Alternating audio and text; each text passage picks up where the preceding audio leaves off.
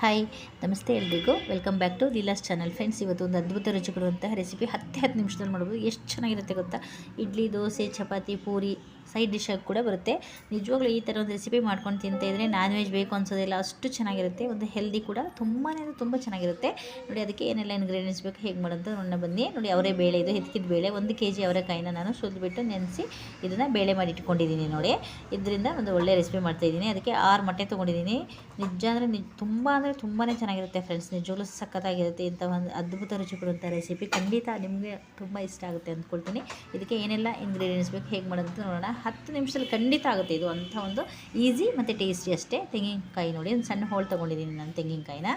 ಅದಕ್ಕೀಗ ರುಬ್ಕೊಳ್ಳೋಕ್ಕೆ ಹೆಚ್ಕೊಂಡು ರುಬ್ಕೊತೀನಿ ನಾನು. ನೋಡಿ, 1 ಚಮಚ ಅಚ್ಚಧನಿ ಪುಡಿ, ಅರ್ಧ ಚಮಚ ಖಾರದ ಪುಡಿ, ಅರ್ಧ ಚಮಚ ಅರಿಶಿನ ಪುಡಿ. ಇದು ಅಚ್ಚಧನಿ ಪುಡಿನೇ ತೊಗೋಬೇಕು ಇದಕ್ಕೆ. ನೋಡಿ, ಇಲ್ಲಿ 1 ಚಮಚ ಕಡಲೆ, ಒಂದು ಅರ್ಧ ಚಮಚ ಗಸಗಸೆ, ನೋಡಿ ಹುರಿದಿಟ್ಕೊಂಡಿದ್ದೀನಿ ಗಸಗಸೆನ. ಮತ್ತು ಒಂದೇ ಒಂದು ಏಲಕ್ಕಿ, 2 ಚೂರು ಚಕ್ಕೆ. ನೋಡಿ, ಇದು ಒಂದು 6 ಲವಂಗ ತೊಗೊಂಡಿದ್ದೀನಿ ಫ್ರೆಂಡ್ಸ್. ನಾನು ಎಲ್ಲ ಒಟ್ಟಿಗೆ ಹಾಕಿದ್ದೀನಿ, ನಿಮಗೆ ಕಾಣಿಸ್ತಿಲ್ಲ. ನೋಡಿ, ಶುಂಠಿ ಇಷ್ಟು ತೊಗೊಂಡಿದ್ದೀನಿ ನಾನು. ಬೆಳ್ಳುಳ್ಳಿ ಒಂದು 3 ಗೆಡ್ಡೆ ಬೆಳ್ಳುಳ್ಳಿ, ನಾಟಿ ಬೆಳ್ಳುಳ್ಳಿ. ಇದು ನೋಡಿ, ಸುಲಿದ್ಬಿಟ್ಟು ತೊಳೆದಿಟ್ಕೊಂಡಿದ್ದೀನಿ. ಹಸಿಮೆಣಸು ಒಂದು 5 ಹಸಿಮೆಣಸಿನ್ಕಾಯಿ ಇಟ್ಕೊಂಡಿದ್ದೀನಿ ಫ್ರೆಂಡ್ಸ್ ನಾನು. ಮತ್ತು ನೋಡಿ, ಕರಿಬೇವು ಸೊಪ್ಪು ಒಗ್ಗರಣೆಗೆ, ಟೊಮೆಟೊ 2 ತೊಗೊಂಡಿದ್ದೀನಿ, ಈರುಳ್ಳಿ 2, ಆ್ಯಕ್ಚುಲಿ ಒಂದು ರುಬ್ಬಕ್ಕೆ ಒಂದು ಒಗ್ಗರಣೆಗೆ, ಕೊತ್ತಂಬರಿ ಸೊಪ್ಪು ನೋಡಿ ಇದಿಷ್ಟು ಎಲ್ಲನೂ ರುಬ್ಕೊತೀನಿ ನಾನು. ಹಾಗೆಯೇ ಇಲ್ಲಿ ಗಸಗಸೆ ಮಾತ್ರ ನಾನು ಮೊದಲೇ ಹುರಿದು ತಂದ ತಕ್ಷಣ ಹುರಿದು ಇಟ್ಟಿರ್ತೀನಿ ನಾನು. ಇಲ್ಲಿ ನೋಡಿ, ಎಲ್ಲನೂ ರುಬ್ಕೊಳ್ಳೋದು. ಇಲ್ಲಿ ಒಂದು ಈರುಳ್ಳಿ ಬಿಟ್ಟು ಬೇರೆ ಎಲ್ಲನೂ ರುಬ್ಕೊಂಡು ಈಸಿ ಅಂದರೆ ಈಸಿ. 10 ನಿಮಿಷಕ್ಕಿಂತ ಇನ್ನೂ ಬೇಗನೆ ಆಗುತ್ತೆ. ನೋಡಿ, ರುಬ್ಬಿದ್ದಾಯಿತು. ಇದಕ್ಕೀಗ ಒಗ್ಗರಣೆಗೆ ನಾನು ಬಾಣಲಿ ಇಡ್ತಾಯಿದ್ದೀನಿ ಸ್ಟವ್ ಮೇಲೆ.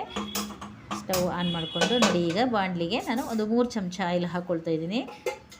ಎಷ್ಟು ಚೆನ್ನಾಗಿರುತ್ತೆ ಗೊತ್ತಾ ಫ್ರೆಂಡ್ಸ್. ನಿಜವಾಗ್ಲೂ ಬಾಯಲ್ಲಿ ನೀರು ಬರುತ್ತೆ, ಅಷ್ಟು ಚೆನ್ನಾಗಿರುತ್ತೆ. ತುಂಬಾ ಚೆನ್ನಾಗಿರುತ್ತೆ. ಮತ್ತು ಹೆಲ್ದಿ ರೆಸಿಪಿ ಕೂಡ. ಈ ಥರ ಮಾಡ್ಕೊಂಡು ತಿಂತಿದ್ರೆ ಖಂಡಿತ ನಮಗೆ ನಾನ್ ವೆಜ್ ಬೇಕು ಅನಿಸೋದೇ ಇಲ್ಲ, ಅಷ್ಟು ಚೆನ್ನಾಗಿರುತ್ತೆ ಅಂತ ಒಂದು ಒಳ್ಳೆಯ ರೆಸಿಪಿ.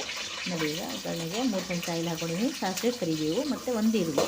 ಇದು ಒಂದೇ ಈರುಳ್ಳಿ ನೋಡಿ, ಅಲ್ಲಿ ಇಟ್ಟಿರೋಂತಹ ನಾನು ಇಂಗ್ರೀಡಿಯೆಂಟ್ಸಲ್ಲಿ ಒಗ್ಗರಣೆಗೆ ಹಾಕಬೇಕಂತ ಇಟ್ಟಿದ್ದೀನಿ. ಬೇರೆ ಎಲ್ಲನೂ ಮಿಕ್ಸಿಗೆ ಹಾಕ್ಕೊಂಡು ರುಬ್ಕೊಂಡಿದ್ದೀನಿ. ನೋಡಿ, ಎಷ್ಟು ಫ್ರೈ ಆಗಬೇಕು, ಬ್ರೌನ್ ಕಲರ್ ಬರೋಷ್ಟು ಫ್ರೈ ಆದ ನಂತರ ನೋಡಿ, ರುಬ್ಬಿರೋಂಥ ಮಸಾಲಾನ ಇದಕ್ಕೆ ಹಾಕ್ಕೊಂಬಿಟ್ಟು ಅದನ್ನು ಕೂಡ ನಾನು ಮಿಕ್ಸ್ ಮಾಡ್ಕೊಳ್ತಾಯಿದ್ದೀನಿ. ಒಂದು 30 ಸೆಕೆಂಡ್ಸ್ ನಾನು ಒಗ್ಗರಣೆಯಲ್ಲಿ ಫ್ರೈ ಮಾಡ್ಕೊಳ್ತಾ ಇದ್ದೀನಿ. ನೋಡಿ, ಎಲ್ಲನೂ ಹಸಿನೇ ಹಾಕ್ಕೊಂಡು ರುಬ್ಕೊಂಡಿದ್ದೀವಿ. ಅದಕ್ಕೆ ನೀರು ನೋಡಿ, ಜಾಸ್ತಿ ನೀರು ಹಾಕೋಬಾರ್ದು. ಮಿಕ್ಸಿ ಜಾರ್ ತೊಳೆದು ನೀರು ಹಾಕಿದ್ದೀನಿ. ಸ್ವಲ್ಪ ತಿಕ್ಕಾಗಿದೆ, ಇನ್ನೂ ಸ್ವಲ್ಪ ಅದೇ ಜಾರನ್ನ ಅಂಟ್ಕೊಂಡಿದೆ ಸ್ವಲ್ಪ ತಳದಲ್ಲಿ, ಹಾಗಾಗಿ ತೊಳೆದ್ಬಿಟ್ಟು ಹಾಕಿದ್ದೀನಿ. ನೋಡಿ, ಇಷ್ಟು ನೀರು ಸಾಕಾಗುತ್ತೆ. ಇನ್ನೂ ಬೇಕಾದರೆ ಸ್ವಲ್ಪ ತುಂಬ ಗಟ್ಟಿ ಬೇಡ ನಿಮಗೆ ಅಂದರೆ ಇನ್ನೂ ಸ್ವಲ್ಪ ನೀರು ಹಾಕೋಬೋದು. ಇದು ಮೊಟ್ಟೆ ಎಲ್ಲ ಹಾಕಿದ್ಮೇಲೆ ತುಂಬಾ ತಿಕ್ಕಾಗುತ್ತೆ ಇದು. ನೋಡಿ, ಉಪ್ಪು ರುಚಿಗೆ ಎಷ್ಟು ಬೇಕಷ್ಟು ಉಪ್ಪು ಹಾಕ್ಕೊಳ್ಳಿ ನೀವು. ನೋಡಿ, ಹಾಕಿಬಿಟ್ಟು ಕುದಿಸ್ಬೇಕಾಗುತ್ತೆ. ಈಗ ಇದು ಕುದಿ ಬಂದಮೇಲೆ ನೋಡಿ, ಬೇಳೆನ ಹಾಕ್ತಾಯಿದ್ದೀನಿ ನಾನು.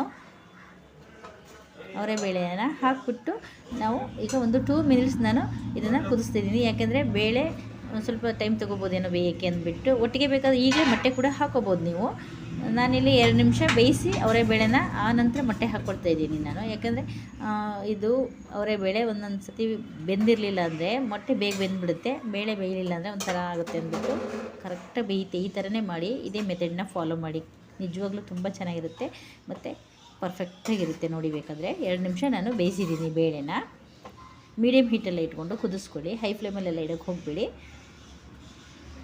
ನೋಡಿ, ತಿಕ್ನೆಸ್ ಎಷ್ಟಿದೆ ಅಂದ್ಬಿಟ್ಟು ಈ ಥರನೇ ತಿಕ್ಕಿರಬೇಕು. ಇನ್ನೂ ಸ್ವಲ್ಪ ತೆಳು ಬೇಕಂದರೆ ನೀವು ಮಾಡ್ಕೋಬೋದು. ಇದು ತುಂಬ ಗಟ್ಟಿ ಬರುತ್ತೆ ಲಾಸ್ಟಲ್ಲಿ, ತುಂಬ ಅಂದರೆ ತುಂಬ ತಿಕ್ ಬರುತ್ತೆ ನೋಡಿ ಬೇಕಾದರೆ. ನೋಡಿ,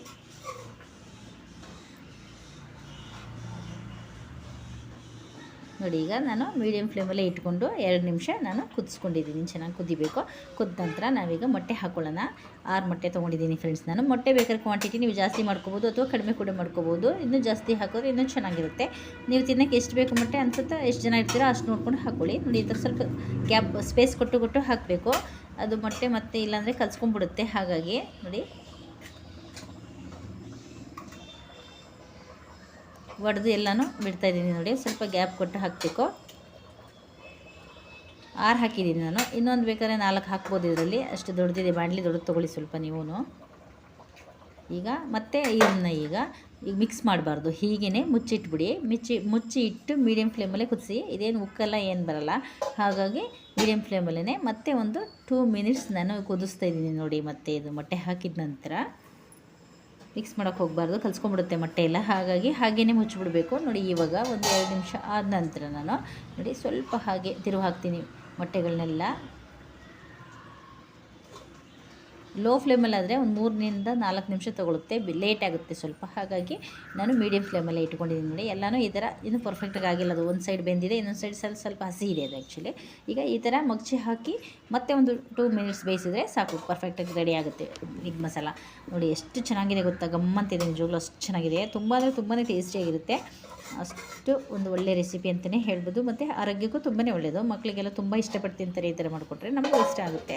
ಹಾಗೆಯೇ ಮುಚ್ಚಿಡ್ತಾ ಇದ್ದೀನಿ ನೋಡಿ. ಮತ್ತು ಈಗ ತಿರುಗಿ ಹಾಕಿಬಿಟ್ಟು ಮತ್ತೆ 1 ನಿಮಿಷ ನಾನು ಕುದಿಸಿದ್ದೀನಿ. ನಾನು ಮೀಡಿಯಮ್ ಫ್ಲೇಮಲ್ಲಿ ಇಟ್ಕೊಂಡಿದ್ದೀನಿ ಆಲ್ಮೋಸ್ಟ್. ನೋಡಿ ಎಣ್ಣೆ ಎಲ್ಲ ಬಿಟ್ಕೊಂಡಿದೆ ಸೈಡ್, ಆ ಥರನೇ ಇದೆ ಆ್ಯಕ್ಚುಲಿ. ತುಂಬ ಚೆನ್ನಾಗಾಗುತ್ತೆ, ಪರ್ಫೆಕ್ಟಾಗಿ ಆಗಿದೆ ಅಂತ. ಎಣ್ಣೆ ಬಿಟ್ಕೊಂಡಿದೆ ಅಂದರೆ ಕರೆಕ್ಟಾಗಿ ಆಗಿದೆ ಅಂತ, ರೆಡಿ ಆಗಿದೆ ಅಂತ ಎಗ್ ಮಸಾಲ. ಇದಕ್ಕಿದ ಬೇಳೆ ಎಗ್ ಮಸಾಲ ನೋಡಿ, ತುಂಬಾ ಅಂದರೆ ತುಂಬಾ ಚೆನ್ನಾಗಿದೆ ಫ್ರೆಂಡ್ಸ್, ನಿಜವಾಗ್ಲೂ ಸಖತ್ತಾಗಿದೆ. ನಾನು ಆ್ಯಕ್ಚುಲಿ ಇವತ್ತು ಪೂರಿ ಮಾಡ್ತಾಯಿದ್ದೀನಿ. ಪೂರಿಗಂತೂ ಸಖತ್ತಾಗಿರುತ್ತೆ ನೋಡಿ. ರೆಡಿ ಆಯಿತು. ಎಷ್ಟು ಕರೆಕ್ಟಾಗಿ ಸ್ವಲ್ಪ ತಿಕ್ಕಾಯ್ತು ಇದು. ಇನ್ನು ತಣ್ಣಗಾದ್ಮೇಲೆ ಇನ್ನೂ ತಿಕ್ನೆಸ್ ಬರುತ್ತೆ. ನಾನು ಇಲ್ಲಿ ಅಚ್ಚದನಿ ಪುಡಿ ಯೂಸ್ ಮಾಡಿದ್ದೀನಿ, ನೀವು ಬೇರೆ ಯಾವುದನ್ನು ಯೂಸ್ ಮಾಡಿಬಿಡಿ. ಕಡಲೆ ಯಾಕೆ ಹಾಕ್ತೀವಪ್ಪ ಅಂದರೆ ಟೇಸ್ಟ್ ಚೆನ್ನಾಗಾಗಲಿ ಮತ್ತು ಸ್ವಲ್ಪ ತಿಕ್ ಬರಲಿ ಅಂತ. ನೋಡಿ ಲಾಸ್ಟಲ್ಲಿ ನಾನು ಕಸ್ತೂರಿ ಮೆಹಂದಿ ಹಾಕ್ತಿದ್ದೀನಿ. ನೀವು ಇದ್ದರೆ ಹಾಕ್ಬೋದು, ಇರಲಿಲ್ಲ ಅಂದರೆ ಕೊತ್ತಂಬರಿ ಸೊಪ್ಪನ್ನ ಹೆಚ್ಚಿಬಿಡ್ಬೇಕಾದ್ರೂ ಹಾಕ್ಬೋದು ನೋಡಿ. ಅಥವಾ ಕೊತ್ತಂಬರಿ ಸೊಪ್ಪು ಇಲ್ಲಾದರೂ ಹಾಗೆ ಸ್ಕಿಪ್ ಕೂಡ ಮಾಡ್ಬೋದು. ನಾನು ಕಸ್ತೂರಿ ಮೆಹಂದಿ ಸ್ವಲ್ಪ ಹಾಕಿದ್ದೀನಿ ನೋಡಿ. ಇದು ಒಂದು ಒಳ್ಳೆ ಫ್ಲೇವರ್ ಕೊಡುತ್ತೆ ಕಸ್ತೂರಿ ಮೆಹಂದಿ ಹಾಕೋದ್ರಿಂದ, ಮತ್ತು ಸ್ವಲ್ಪ ತಂಪು ಕೂಡ ಅಲ್ವಾ ಮೆಹಂದಿ, ಹಾಗಾಗಿ ನಾನು ಹಾಕಿದ್ದೀನಿ. ನಿಮಗೆ ಇದ್ದರೆ ಹಾಕ್ಕೊಳ್ಳಿ, ಇಲ್ಲ ಸ್ಕಿಪ್ ಮಾಡ್ಕೊಳ್ಳಿ. ನೋಡಿ ರೆಡಿಯಾಗಿದೆ. ಹಾಕಿಬಿಟ್ಟು ಒಂದು 30 ಸೆಕೆಂಡ್ಸ್ನ ಕುದಿಸಿದ್ದೀನಿ ಕಸ್ತೂರಿ ಮೆಹಂದಿ ಹಾಕಿಬಿಟ್ಟು. ಈಗ ಇದನ್ನು ಸರ್ವ್ ಮಾಡೋಣ, ಹೇಗಿರುತ್ತೆ ಅಂತ ನೋಡೋಣ ಫ್ರೆಂಡ್ಸ್. ಇದು ನೋಡಿದ್ರಲ್ಲ ಎಷ್ಟು ಗಟ್ಟಿ ಬಂದಿದೆ, ತಣ್ಣಗಾದರೆ ಇನ್ನೂ ತಿಕ್ನೆಸ್ ಬರುತ್ತೆ ಇದು.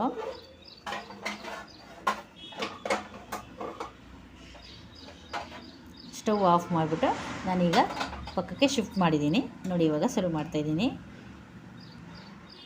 ನೋಡಿದ್ರಲ್ಲ ಫ್ರೆಂಡ್ಸ್ ಎಷ್ಟು ತಿಕ್ಕಾಗಿದೆ, ಸಖತ್ತಾಗಿದೆ ನಿಜವಾಗ್ಲೂ. ಘಮ ಅಂತ ಸ್ಮೆಲ್ ಬರ್ತಾಯಿದೆ, ತಿನ್ಬೇಕು ಅನ್ನಿಸ್ತಿದೆ, ಅಷ್ಟು ಚೆನ್ನಾಗಿದೆ. ನಿಮಗೂ ಇಷ್ಟ ಆಗುತ್ತೆ ಅಂದ್ಕೊಳ್ತೀನಿ. ಇಷ್ಟ ಆದರೆ ಖಂಡಿತ ನನ್ನ ಚಾನಲ್ಗೆ ಲೈಕ್ ಮಾಡಿ, ಹಾಗೆಯೇ ಸಬ್ಸ್ಕ್ರೈಬ್ ಮಾಡ್ಕೊಳ್ಳಿ, ಮತ್ತು ಶೇರ್ ಮಾಡೋದು ಮರಿಬೇಡಿ. ನಿಮ್ಮ ಫ್ರೆಂಡ್ಸ್ಗೆ ರಿಲೇಟಿವ್ಸ್ಗೆ ಶೇರ್ ಮಾಡಿ ದಯವಿಟ್ಟು. ಹೆಚ್ಚು ಲೈಕ್ ಕೊಡಿ ಅಂತ ನಾನು ಕೇಳೋದಕ್ಕೆ ಇಷ್ಟಪಡ್ತೀನಿ. ಇಲ್ಲಿ ಅವರೇ ಬೇಳೆ ಕೂಡ ಪರ್ಫೆಕ್ಟಾಗಿ ಬೆಂದಿದೆ, ಮತ್ತು ಮಸಾಲ ಎಗ್ಗೆಲ್ಲ ಇದೆ ನೋಡಿ. ಸ್ವಲ್ಪ ಕೆಲವೊಂದು ಕಲಿಸ್ಕೊಂಡಂಗೆ ಆಗಿದೆ, ಇಲ್ಲ ಅಂತಲ್ಲ, ಬಟ್ ಎಗ್ಗಿದೆ ಹಾಗೇ ನೋಡಿ. ಯೆಲ್ಲೋ ಕಲರ್ ಏನಿರುತ್ತೋ ಅದು ಹಾಗೇ ಇದೆ ನೋಡಿ. ತುಂಬ ಅಂದರೆ ತುಂಬ ಚೆನ್ನಾಗಿದೆ ಫ್ರೆಂಡ್ಸ್, ಸಕ್ಕತ್ತಾಗಿದೆ ನಿಜವೂ. ಟೇಸ್ಟ್ ಕೂಡ ಮಾಡಿ ನೋಡಿದ್ದೀನಿ ನಾನು, ಸೂಪರಾಗಿದೆ. ನಿಮಗೂ ಇಷ್ಟ ಆದರೆ ನನ್ನ ಚಾನಲ್ಗೆ ಸಬ್ಸ್ಕ್ರೈಬ್ ಆಗಿ. Thanks for watching.